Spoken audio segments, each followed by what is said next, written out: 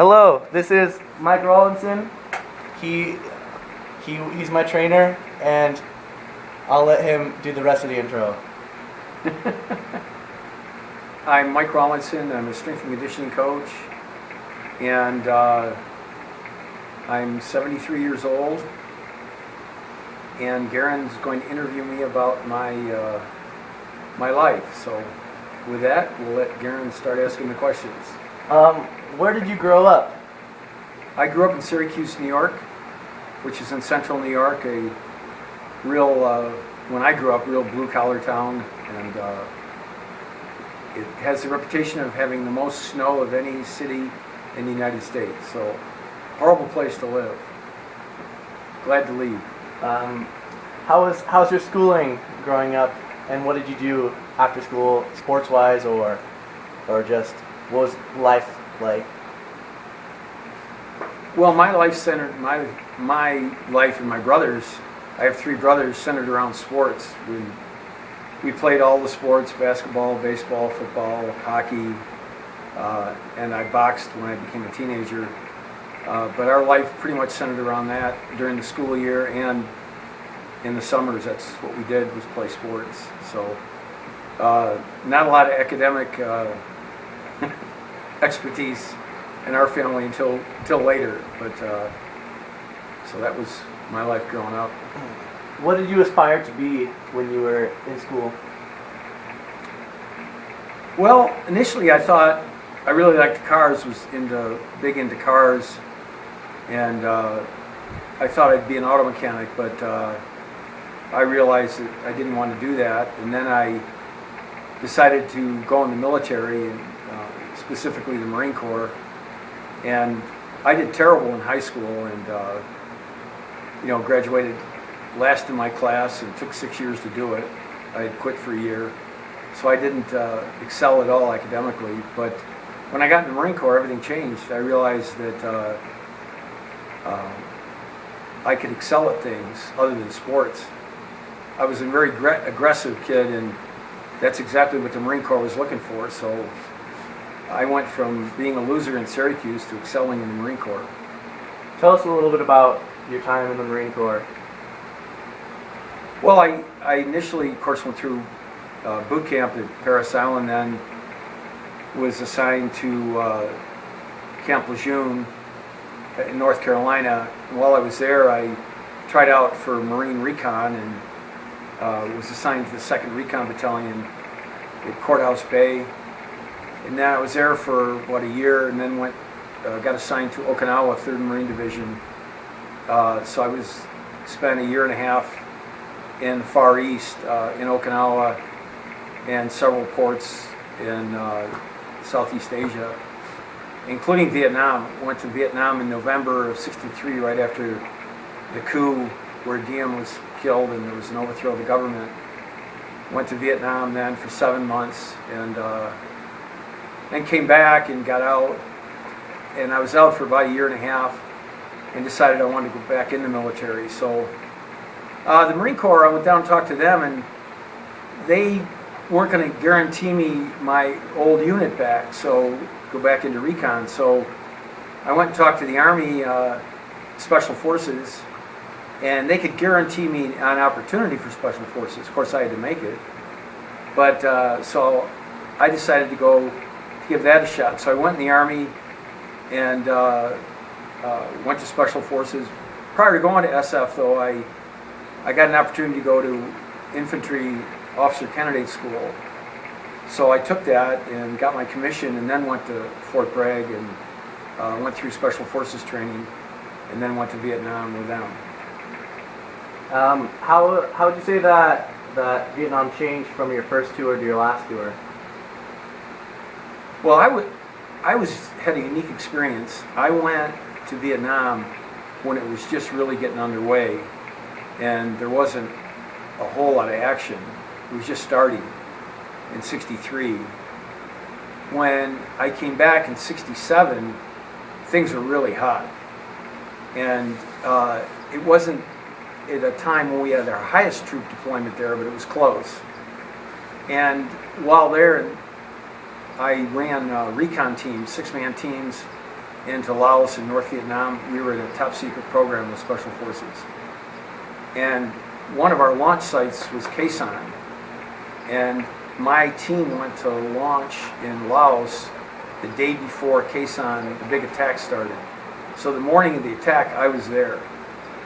So that was, I mean, as you look back, a very historical moment. So I got to be there during that attack for a couple of weeks. And then I ended up going back to our base in Phu Bai. And 4 days later, after that, I was on R&R in Hawaii. So that was really unique experience, going from getting shelled, heavy shelling every day, to a few weeks later, I'm in Hawaii with my wife. Of course, she laughs because the first night I was there in the hotel, I barricaded the door.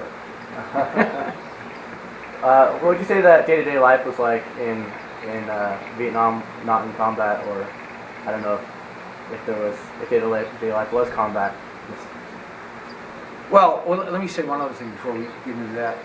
My third tour, we were starting to wind down. In fact, all the bases were closing, and there was just like 5 enclaves on the coast where all U.S. troops were migrating to. So I went from at the start of the war to probably its hottest time, battle-wise, to being to watching it wind down. So I had a really unique perspective. Plus, I know I was there right after the coup in '63, but then to experience Khe Sanh and then be involved in the top secret program, which you have access to information that others don't, was really, from a historical viewpoint, was really quite unique. But day-to-day activity in Vietnam is actually kind of mundane, because you just were getting ready. You're either out in the field on an operation, or you were you'd come back from one, you'd go through a wind down period, you know, to kind of decompress, and then you'd be training to go back again.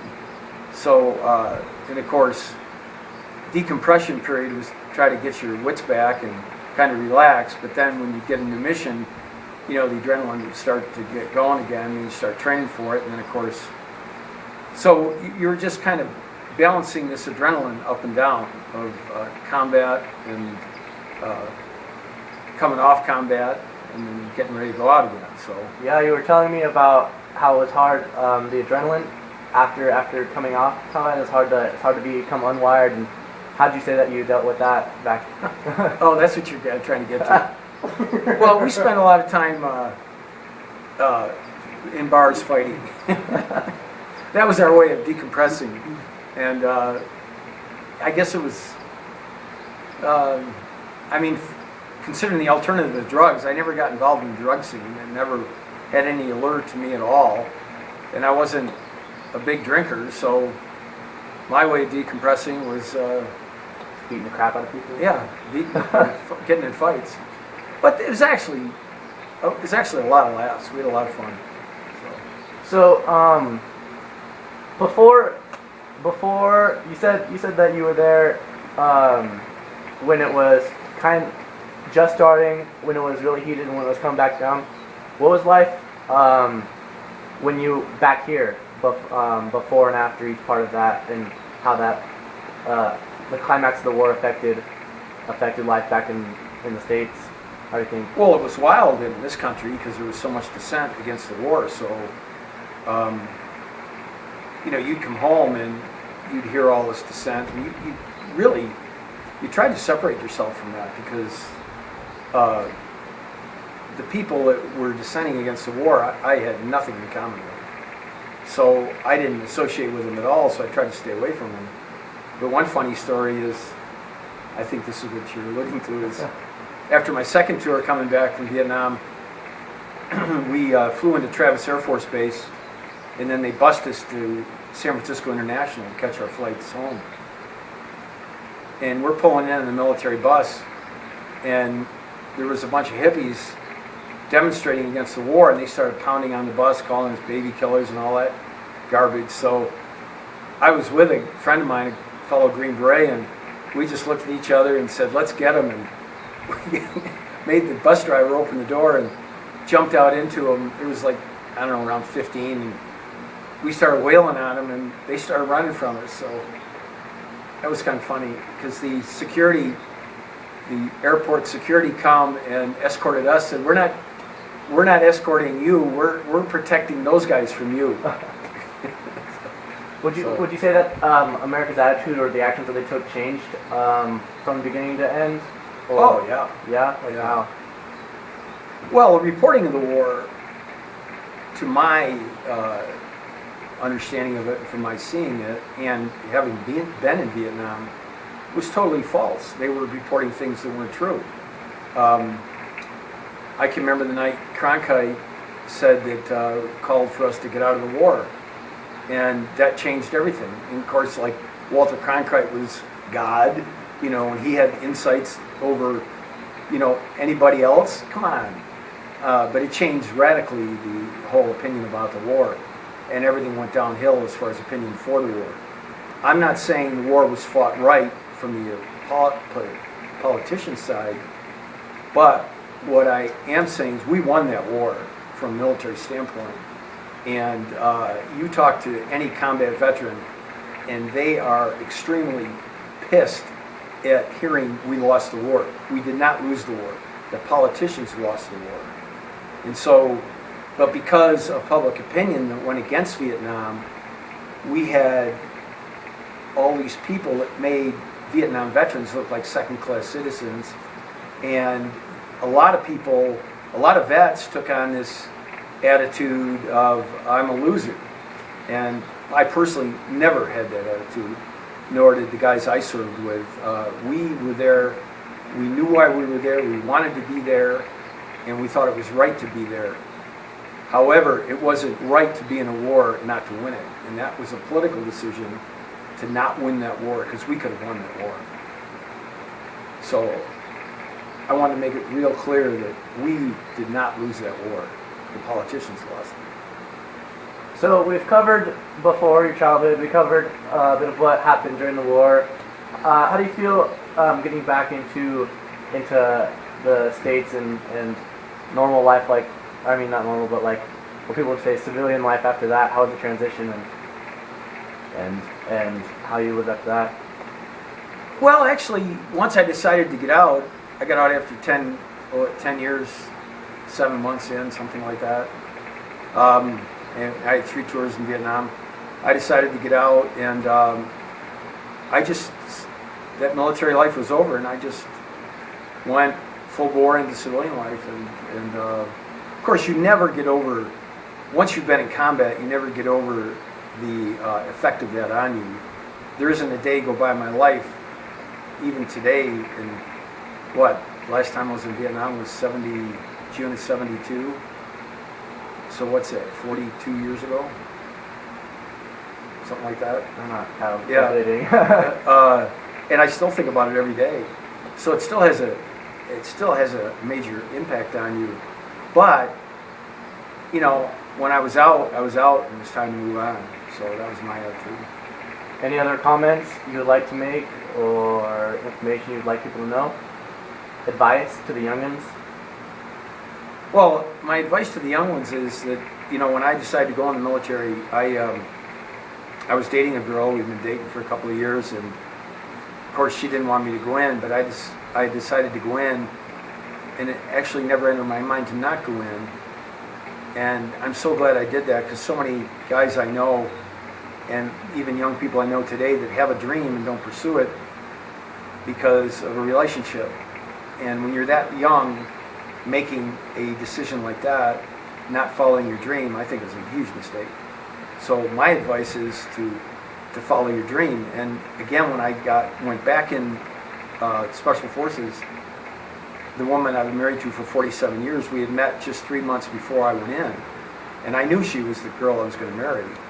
But I went anyway, and thinking that, hey, if we're going to get married, we're going to get married no matter what. And that was a great decision I made. And I know she's very proud of me that I made that decision. In fact, that's one of the reasons she married me, is because when I made a commitment, and she admired that greatly and knew that I would be that way in marriage also. So I would say, don't bail from your dream over a relationship. That's a huge mistake. Figure out what you want to do, and even if you don't know what to do, go to school, get moving in some direction, and don't let a relationship impact that until you got the maturity to understand what that really means. All right, ladies and gentlemen, Mike Rawlinson. I'll put in a few comments. He's been my trainer for like 3 years now. I can attribute this rockin' body to this training here. I really appreciate. Well, I can say this, that when Garen came here, he was just a little guy, but to see him now and the weights he's putting up is amazing to me. So he's been. That's not me. That's his hard work. He's been a good role model. I don't know where I'd be without him and his infinite wisdom and experience. This gym is my second home, and I thank him for letting me do this interview. Thanks, Garen. Thank you.